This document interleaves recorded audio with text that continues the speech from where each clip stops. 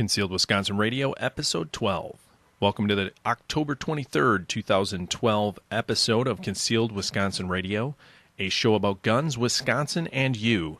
This episode of Concealed Wisconsin Radio is sponsored by Cleveland's Holsters, made of 100% American-manufactured materials with a 100% lifetime guarantee. These comfortable holsters are Wisconsin-made, and believe me, they won't disappoint. Head on over to concealedwisconsin.com/holsters to check out their selection and order yours today. All right, welcome to another episode of Concealed Wisconsin Radio, delivered to you from an undisclosed studio hidden in northwestern Wisconsin, where it's still safe to talk about politics, guns, and God. Today's going to be a great show, so thanks for joining us, and as always, we've got a lot to cover, so get ready. I'm the host of Concealed Wisconsin Radio, Andy Anderson. Welcome back to the show. You can leave your feedback for today's show at 608-305-GUNS, or if you have a question, let me know and we'll play your question as part of the next show. Also, to keep up on the current news of the day, be sure to like the Concealed Wisconsin Facebook page and follow us there or on Twitter. Both links are right on the homepage of our website at concealedwisconsin.com. And again, we've got a lot happening in the news regarding guns and politics, and I want to touch base on both of those subjects, especially in the light of another mass killing in Brookfield, Wisconsin on Sunday, October 21st. According to reports, a man armed with a gun entered the Brookfield, Wisconsin Salon and Spa and opened fire, killing his wife and two others, also shooting four others in the building. This monster, and yes, I say monster because that's what he is, a coward and an animal, later killed himself after a police standoff. Now, this is the second mass murder in Wisconsin since the August 5th rampage at the Sikh Temple in Oak Creek, Wisconsin, where 6 people were killed and a police officer was shot more than a dozen times. First of all, I want to give my condolences to the victims' families who lost their loved ones.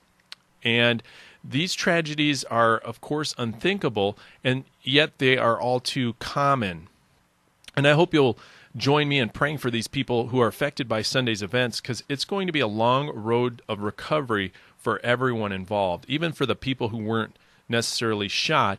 Those people that were involved and had to come on that scene are going to experience a lot of emotional crisis and have to deal with a lot of emotions. Their lives are changed forever because of this crazy man who wanted to kill his wife and decided to take out so many others with him. It's just a tragic situation. This is the latest shooting that has happened in Wisconsin, and unfortunately it has occurred, and this has already sparked quite a discussion on social media networks. Both proponents and opponents are using this as an example of why their position is right. Well, I'll make it easy for you to know where I stand. I stand with a 9mm strapped to my hip right now while I'm recording this broadcast, and I fully believe that while this sick, crazy monster who did these murders at the Sikh Temple in Oak Creek, and this guy who killed innocent people at the salon in Brookfield, they can't be stopped from attempting to carry out their murderous rampages, but they could be deterred and even stopped from successfully carrying them out by a law-abiding citizen carrying a gun for self-defense, or even knowing that there is no posting on the door and the fact that they may walk into a place of business that allows for other people to carry concealed. That can be a deterrent as well. This salon, however, according to the Milwaukee journal Sentinal, which had a picture on their website of the front door of the salon, and on that door had a sign saying no guns allowed, and it was posted right on the door. Another gun-free zone that the bad guy simply ignored. And we see this time and time again. The movie theater in Colorado was posted. Schools are gun-free zones, but they're magnets for psychopaths with guns. Shopping malls and businesses like Aldi that chose to post are just telling the criminals that there is no one to stop them inside. Now, luckily, Aldi signs were posted incorrectly, and an armed citizen who we interviewed a couple episodes ago was able to break up the armed robbery in Milwaukee earlier this year. He was cleared of all wrongdoing, and Aldi eventually took those no gun signs down. But the anti-gun groups, they only go after the guns, not the nut jobs who commit the crimes. They think all guns are bad, despite the fact that guns save lives every day. The Asana Salon and Spa has a lot of work ahead of them, and I hope that they do move forward and get things back in order, but it will be hard because they posted their store. They're liable for the safety of those in their store, and they will likely face some lawsuits from the families of the dead and the injured. They restricted law-abiding citizens from protecting themselves when they needed it most during an actual armed conflict, and people died as a result of that. Now, I'm pretty lucky because the area of Wisconsin that I'm located in only has one business that has posted their store, so I'm free to carry 95 to 98% of the time. The exceptions are the post office, and if I happen to have to go to the school for some reason. Not all of you are that lucky, however, so you'll need to make a decision. Will you lock your gun up in your car, drive a little farther to another store, or choose to carry anyways? And I'm certainly not telling you what to do, and I'm not suggesting you ignore the signs lest you get into trouble, but many people this week on Facebook have declared and decided that they will not go anyplace without their firearms. It's a pretty bold declaration on a public forum, but after 2 mass murders in Wisconsin, what happened in Minnesota last month, and also in Aurora, Colorado, I guess I understand why they think that they need to carry their gun despite the fact that there might be a sign prohibiting them. And again, that's a decision that each person will have to make for their own. Luckily, I don't have to make that decision because I can avoid the one store that is posted, and the post office is something I rarely have to go to. And so it works out well for me. For you, you may only be able to carry 50% of the time because you're stuck in a job that doesn't allow you to carry, or because you are forced to disarm whenever you go into one of your public convenience stores. So it's a decision that we each have to make on our own, and I don't take that lightly. I would urge you to think that through. Many people on Facebook have said, you know what, I don't care. I'm carrying, and it doesn't matter what you say. There are repercussions for ignoring those laws. And some people think that the risk is far less and far less expensive than a funeral if you happen to be in a place like this spa where someone decides to open fire. Now, let's move on to subject number 2, which is politics. Now, we're just 2 weeks away from the most critical election in our nation's history. And on November 6th, we will elect or re-elect a president. We'll elect senators, congressmen, state senators, and assemblymen who will dictate how we are to live. And if we want to live free, we need to fight for that freedom. And the fight right now is at the polls, getting people to the polls to vote, to make sure that we are doing everything that we can to stand for freedom. And on this show, the freedom I'm talking about is just really the Second Amendment. Now, I really think that this election comes down to freedom. And I know that this is going to upset some of you, but I believe we must defeat Obama to defend our freedom. Not just because he's a socialist or a communist or a bad president. Those are all topics for another forum, for another radio show. And I don't want to mar this time with pro-Second Amendment folks. Obviously, I have some opinions about that and about what type of a president he is and what he believes.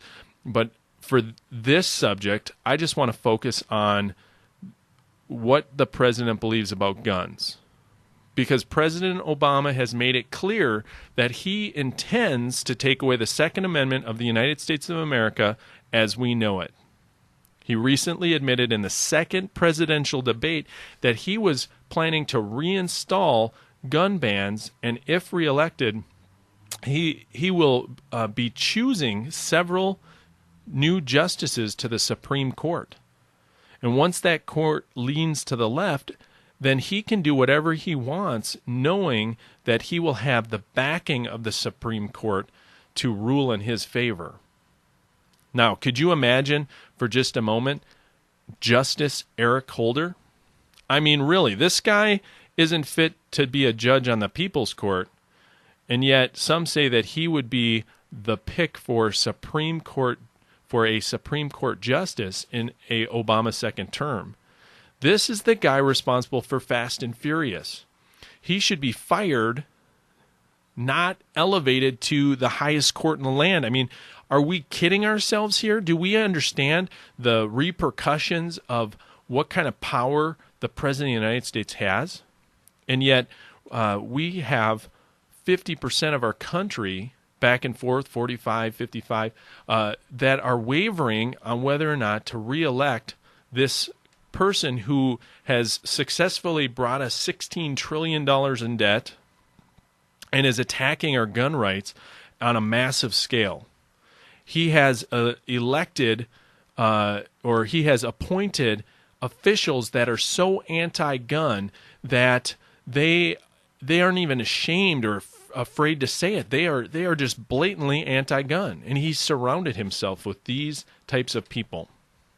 Now, this is also just speaking of the Supreme Court, not to mention all the lower federal court appointments that President Obama will and has made, and the next president will continue to make.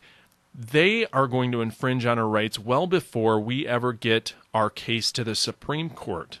So it's important to realize that not only are we talking about the justices at the Supreme Court level, but the President of the United States appoints federal judges, and those federal judges are the ones who slow up so many processes and reverse so many laws. Legislate from the bench is what we call that. They make law by judicial fiat, and it is not the way that America was supposed to run, and yet these federal judges think that they own the land and they are the rulers, and so they just do whatever they want, and that is not American. So here's Obama's record on his votes for gun rights and what he's done in regards to gun rights. Obama has already appointed 2 anti-gun Supreme Court justices. Obama wants to reimpose the failed Clinton gun ban on millions of common rifles, pistols, and shotguns. Obama's State Department reversed U.S. policy and participated in negotiations on UN anti-gun treaties. He and Hillary Clinton got together with the UN and wanted to institute a UN treaty that would ban firearms. This is something that narrowly just missed, and if it wasn't for the hard work of the NRA and other gun groups fighting against this and educating the people, we would likely be sitting under a treaty from the UN that is an anti-gun treaty. Obama voted to allow reckless lawsuits designed to bankrupt the firearms industry, because if you can't win through the support of the people, you go around the support of the people and you institute laws that hurt businesses. That's Obama's way of dealing with people that don't agree with him, is he just goes around and does it a different way. Next, Obama voted to ban almost all rifle ammunition commonly used for hunting and sport shooting. Obama voted to ban standard capacity magazines. Obama voted to uphold criminal prosecutions of people who use firearms in self-defense. Obama endorsed a complete ban on handgun ownership. Obama opposed all right to carry laws. Obama was a member of the board of directors of the Joyce Foundation, the leading source of funds for anti-gun organizations and research. Now, I could go into each one of these in much more depth, but for the sake of time, I'm not going to do that. I'm trying to keep this show relatively short so everybody can enjoy it and move on with their day. But I want to get you thinking about what is happening here in the next 2 weeks. Because if you love the Second Amendment and you value your gun rights, your right to protect yourself and your family, and you value your ability to live free, you need to vote to defeat Obama on November 6th. This is a pivotal election, not only for the presidency, but you also are going to be voting for congressmen and senators and local state representatives. Remember, if it weren't for Wisconsin's Governor Scott Walker and the iron backbone senators and assemblymen who stood up against the left side of the aisle, we would not have concealed carry in Wisconsin today. And we need to re-elect and elect pro-Second Amendment legislators and get rid of those who desire to take away our guns. We are just literally 2 weeks, and you may be listening to this after the election, and I hope it's good news, but 2 weeks from today, the election is going to take place. And it is not enough for us to just get to the polls ourselves. We need to tell our friends and our family to get to the polls too. We need to bring them if necessary. We need to make sure that we're talking to people and telling them about the importance of this election. As always, carry deep, train hard, and don't leave home without your gun.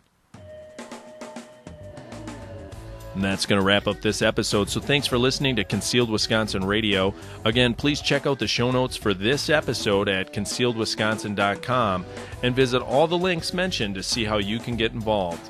Concealed Wisconsin is a unique online community, and we encourage you to become part of it.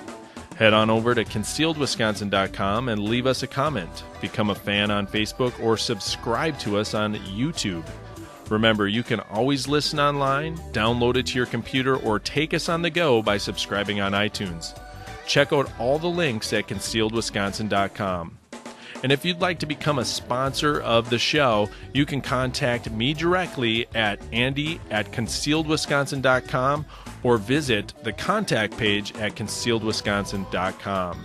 Thanks for listening. Now get out there and carry on.